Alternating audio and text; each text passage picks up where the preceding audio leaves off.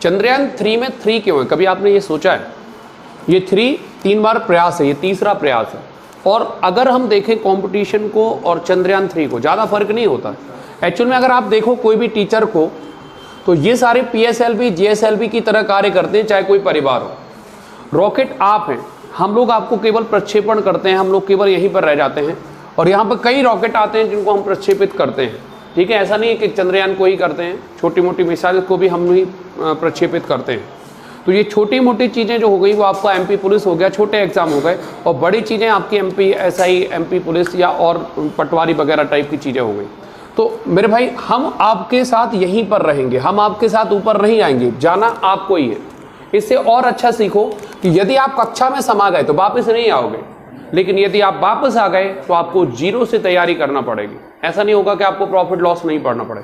इसका हर एक पार्ट फिर से बनता है और फिर से चंद्रयान 3 के लिए पूरा का पूरा जो है लाव लश्कर तैयार होता है।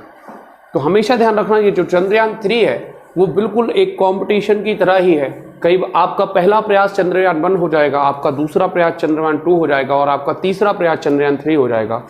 तो इसी तरह से आपको प्रयास करना होगा। ये ध्यान रखना, अगर टूटे तो फिर से बनाना पड़ेगा, और जब दोबारा बनोगे तो फिर से दुगनी मेहनत करना पड़ेगी, क्योंकि आपको पता है इसमें कई सारे जो सोलर पैनल है उनकी संख्या बढ़ाई गई है, बहुत सारा मॉडिफिकेशन होता है, तब जाकर सफलता मिलती है। इसलिए जब भी मेरे भाई पेपर देने जाओ ना, तो पूरी कोशिश करना कि अपनी कक्षा में तुम समा ही जाओ।